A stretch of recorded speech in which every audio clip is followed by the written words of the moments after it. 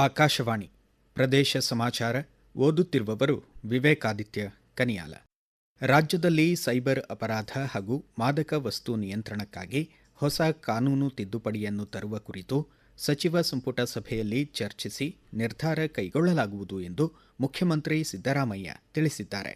ಬೆಂಗಳೂರಿನಲ್ಲಿ ಹಿರಿಯ ಪೊಲೀಸ್ ಅಧಿಕಾರಿಗಳ ವಾರ್ಷಿಕ ಸಮ್ಮೇಳನದಲ್ಲಿ ಪಾಲ್ಗೊಂಡು ಅವರು ಮಾತನಾಡಿದರು. ಬಳ್ಳಾರಿ ಘಟನೆಗೆ ಸಂಬಂಧಿಸಿದಂತೆ ಪ್ರಕರಣವನ್ನು ಸಿಐಡಿಗೆ ವಹಿಸಲಾಗಿದೆ. ತನಿಖಾ ವರದಿ ಬಂದ ನಂತರ ತಪ್ಪಿತಸ್ಥರ ಮೇಲೆ ಕ್ರಮ ಕೈಗೊಳ್ಳಲಾಗುವುದು ಎಂದರು. ಹಾರ್ನ್ಬಿಲ್ ಹಬ್ಬ ಜನೋತ್ಸವ ಹಾಗೂ ಮಕ್ಕಳ ಹಬ್ಬವಾಗಬೇಕು ಎಂದು ಆಡಳಿತ ಸುಧಾರಣಾ ಆಯೋಗದ ಅಧ್ಯಕ್ಷ ಆರ್.ವಿ. ದೇಶಪಾಂಡೆ ತಿಳಿಸಿದ್ದಾರೆ.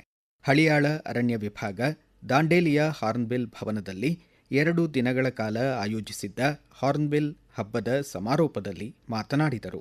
ವಿಧಾನ ಪರಿಷತ್ ಶಾಸಕ ಶಾಂತಾರಾಮ ಸಿದ್ದಿ ಮಾತನಾಡಿ, ಹಾರ್ನ್ಬಿಲ್ ಪಕ್ಷಿಯ ಸಂರಕ್ಷಣೆಗೆ ಹೆಚ್ಚು ಒತ್ತು ನೀಡಿ ಹಬ್ಬ ಆಚರಿಸುವುದು ಪ್ರಶಂಸಾರ್ಹ ಎಂದರು.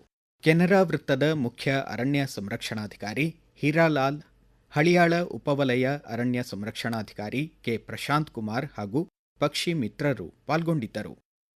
ಉಡುಪಿ ಶ್ರೀಕೃಷ್ಣ ಮಠದಲ್ಲಿ ಸಂಭ್ರಮದ ಪರ್ಯಾಯೋತ್ಸವ ಜರುಗಿತು. ಶಿರೂರು ಮಠದ ಶ್ರೀ ವೇದವರ್ಧನ ತೀರ್ಥ ಸ್ವಾಮೀಜಿಯವರು ಪ್ರಥಮ ಬಾರಿಗೆ ಸರ್ವಜ್ಞ ಪೀಠಾರೋಹಣ ಮಾಡಿದರು.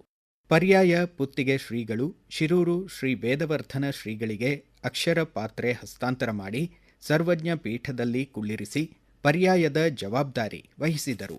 ಮುಂದಿನ 2 ವರ್ಷಗಳವರೆಗೆ ಗೀತಾಚಾರ್ಯ ಶ್ರೀಕೃಷ್ಣದೇವರ ಪೂಜೆ ಸಲ್ಲಿಸಲಿರುವ ಶ್ರೀ ವೇದವರ್ಧನ ತೀರ್ಥರು ಬಡಗುಮಾಳಿಗೆ ಅರಳು ಗದ್ದುಗೆಯಲ್ಲಿ ಭಕ್ತರನ್ನು ಉದ್ದೇಶಿಸಿ ಮಾತನಾಡಿದರು. ಮಧ್ವಾಚಾರ್ಯರು ಸಾಕ್ಷಾತ್ ಪ್ರಾಣದೇವರು ಸ್ಥಾಪಿಸಿದಂತಹ ಕೃಷ್ಣ, ಸನ್ನಿಧಾನ ತಂದಂತಹ ಕೃಷ್ಣ, ಆ ಕೃಷ್ಣನ ಪೂಜೆ ಮಾಡುದು ಅಂತ ಹೇಳಿದ್ರೆ ಒಂದು ದೊಡ್ಡ ಯಾಗ ಮಾಡಿದ ಹಾಗೆ. ಮಧ್ವಾಚಾರ್ಯರು ನಿಜವಾಗಿ ಕೃಷ್ಣನನ್ನು ಪ್ರತಿಷ್ಠೆ ಮಾಡಿದ್ದು ಬರೀ ಕೃಷ್ಣನಿಗೆ ನಿತ್ಯ ಪೂಜೆ ಆಗ್ಬೇಕು ಅಂತಲ್ಲ, ಪೂಜೆ ಸಾಗ್ಬೇಕು, ಆದ್ರೆ ಅದರ ಜೊತೆ ಕೃಷ್ಣನ ಸಂದೇಶ ನಮ್ಗೆ ಗೊತ್ತಾಗಬೇಕು. ರಾಮ ನಡೆದಂತೆ ನಡಿಬೇಕು, ಕೃಷ್ಣ ನುಡಿದಂತೆ ನಡಿಬೇಕು ಅಂತ. ಹೀಗೆ ನಮ್ಗೆಲ್ಲರಿಗೆ ಯಾರು ತುಂಬಾ ಇಷ್ಟ ಕೇಳಿದ್ರೆ ಕೃಷ್ಣ. ನಾವು ನಿತ್ಯ ಆ ಕೃಷ್ಣನ ಆರಾಧನೆ ಮಾಡಿ ಕೃಷ್ಣನನ್ನು ಪ್ರೀತಿಸಿ ಕೃಷ್ಣ ಹೇಳಿದ ಹಾಗೆ ನಾವೆಲ್ಲರೂ ಬದುಕಬೇಕು ಅಂತ. ಹೀಗೆ ಮಧ್ವಾಚಾರ್ಯರು ಮುಖ್ಯವಾಗಿ 2 ಹೇಳಿದ್ದಾರೆ. ಒಂದು ಜನರ ಸೇವೆ, ಇನ್ನೊಂದು ಜನಾರ್ದನನ ಸೇವೆ ಅಂತ. ಧಾರವಾಡ ಮುರುಘಾ ಮಠದ ಮೃತ್ಯುಂಜಯ ಮಹಾಂತ ಪ್ರಶಸ್ತಿಗೆ ಸಾಹಿತಿ ಎಸ್.ಆರ್. ಗುಂಜಾಳ್ ಆಯ್ಕೆಯಾಗಿದ್ದಾರೆ. ಪ್ರಶಸ್ತಿ 1 ಲಕ್ಷ ರೂಪಾಯಿ ನಗದು ಹಾಗೂ ಸ್ಮರಣಿಕೆ ಒಳಗೊಂಡಿದೆ. ಇದೇ 22ರಂದು ಮುರುಘಾ ಮಠದ ಜಾತ್ರಾ ಮಹೋತ್ಸವದಲ್ಲಿ ಪ್ರಶಸ್ತಿ ಪ್ರದಾನ ನಡೆಯಲಿದೆ. ದ್ವಿಭಾಷಾ ನೀತಿ ಶಾಲೆಗಳಲ್ಲಿ ತುಳು ಕಲಿಕೆಗೆ ಅಡ್ಡಿಯಾಗದು ಎಂದು ರಾಜ್ಯ ತುಳು ಸಾಹಿತ್ಯ ಅಕಾಡೆಮಿ ಅಧ್ಯಕ್ಷ ತಾರಾನಾಥ್ ಗಟ್ಟಿ ಕಾಪಿಕಾಡ್ ಹೇಳಿದ್ದಾರೆ. ರಾಜ್ಯ ತುಳು ಸಾಹಿತ್ಯ ಅಕಾಡೆಮಿ ಮಂಗಳೂರಿನಲ್ಲಿ ಆಯೋಜಿಸಿದ್ದ ತುಳು ಶಿಕ್ಷಕರ ಕಾರ್ಯಾಗಾರದಲ್ಲಿ ಅವರು ಮಾತನಾಡಿದರು. ಶಿಕ್ಷಕರು ತುಳು ಭಾಷೆಯ ಮೇಲಿನ ಪ್ರೀತಿಯಿಂದ ತುಳು ಕಲಿಸುತ್ತಿದ್ದಾರೆ. ಭಾಷೆ ಶಿಕ್ಷಣ ವ್ಯವಸ್ಥೆಯೊಳಗೆ ಬಂದರೆ ಅದು ಉಳಿಯುತ್ತದೆ ಎಂದರು.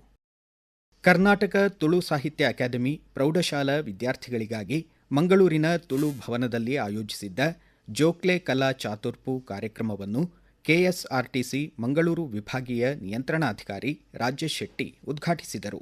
ಈ ಸಂದರ್ಭ ಮಾತನಾಡಿದ ಅವರು, ವಿವಿಧ ಕಲಾ ಪ್ರಕಾರಗಳ ಮೂಲಕ ವಿದ್ಯಾರ್ಥಿಗಳಲ್ಲಿ ತುಳು ಭಾಷೆ, ಸಂಸ್ಕೃತಿ ಬಗ್ಗೆ ಅಭಿರುಚಿ, ಅಭಿಮಾನ ಮೂಡಿಸುತ್ತಿರುವುದು ಅಕಾಡೆಮಿ ಕಾರ್ಯ ಶ್ಲಾಘನೀಯ ಎಂದರು. ತುಮಕೂರು ವಿಶ್ವವಿದ್ಯಾಲಯ ಮೈದಾನದಲ್ಲಿ ಆಯೋಜಿತ ಕರ್ನಾಟಕ ಒಲಿಂಪಿಕ್ ಕ್ರೀಡಾಕೂಟ 2025-26ರ 30 ಮೀಟರ್ ಹಾಗೂ 50 ಮೀಟರ್ ಬಿಲ್ಲುಗಾರಿಕೆ ವಿಭಾಗದಲ್ಲಿ ಆತಿಥೇಯ ತಂಡದ ನವ್ಯಾ ವಿನ್ಸೆಂಟ್ 2 ಚಿನ್ನದ ಪದಕಗಳನ್ನು ಜಯಿಸಿದರು. 30 ಮೀಟರ್ ಬಿಲ್ಲುಗಾರಿಕೆ ವಿಭಾಗದಲ್ಲಿ ಅನ್ನಪೂರ್ಣ ದ್ವಿತೀಯ ಸ್ಥಾನ ಪಡೆದು ಬೆಳ್ಳಿ ಪದಕ ಹಾಗೂ ದೇವಮ್ಮ ಅವರು 3ನೇ ಸ್ಥಾನ ಪಡೆದು ಕಂಚಿನ ಪದಕಕ್ಕೆ ಭಾಜನರಾದರು. ಧಾರವಾಡ ಗ್ರಾಮೀಣ ವಿಧಾನಸಭಾ ಕ್ಷೇತ್ರದ ಧಾರವಾಡ ಸಂಸದ್ ಕ್ರೀಡಾ ಮಹೋತ್ಸವ 2025 ಗರಗ ಹಂಗರಕಿಯಲ್ಲಿ ಯಶಸ್ವಿಯಾಗಿ ಜರುಗಿತು. ವಿಜೇತ ಕ್ರೀಡಾಪಟುಗಳಿಗೆ ಕೇಂದ್ರ ಗ್ರಾಹಕ ವ್ಯವಹಾರಗಳ ಖಾತೆ ಸಚಿವ ಪ್ರಹ್ಲಾದ್ ಜೋಶಿ ಪ್ರಶಸ್ತಿಗಳನ್ನು ವಿತರಿಸಿದರು. ಈ ಬಗ್ಗೆ ತಮ್ಮ ಎಕ್ಸ್ ಖಾತೆಯಲ್ಲಿ ಮಾಹಿತಿ ಹಂಚಿಕೊಂಡಿರುವ ಸಚಿವರು, ಗರಗ ಹಂಗರಕಿಯಲ್ಲಿ ಜರುಗಿದ ಸಂಸದ ಕ್ರೀಡಾ ಮಹೋತ್ಸವ ಯುವಜನರ ಶಿಸ್ತು ಮತ್ತು ಕ್ರೀಡಾ ಮನೋಭಾವಕ್ಕೆ ಸಾಕ್ಷಿಯಾಗಿದೆ. ಕಬಡ್ಡಿ ವಿಭಾಗದಲ್ಲಿ 112 ತಂಡಗಳು, ವಾಲಿಬಾಲ್ನಲ್ಲಿ 98 ತಂಡಗಳು ಹಾಗೂ ಖೋಖೋದಲ್ಲಿ 60 ತಂಡಗಳು ಭಾಗವಹಿಸಿ ತಮ್ಮ ಸಾಮರ್ಥ್ಯವನ್ನು ಪ್ರದರ್ಶಿಸಿವೆ. ಅಥ್ಲೆಟಿಕ್ಸ್ ವಿಭಾಗದಲ್ಲಿ ಒಟ್ಟು 860 ಕ್ರೀಡಾಪಟುಗಳು ಪಾಲ್ಗೊಂಡಿದ್ದರು ಎಂದು ತಿಳಿಸಿದ್ದಾರೆ. ಇಲ್ಲಿಗೆ ಪ್ರದೇಶ ಸಮಾಚಾರ ಮುಕ್ತಾಯವಾಯಿತು. ನಮ್ಮ ಮುಂದಿನ ರಾಷ್ಟ್ರೀಯ ವಾರ್ತಾ ಪ್ರಸಾರ ಮಧ್ಯಾಹ್ನ 1:10 ನಿಮಿಷಕ್ಕೆ.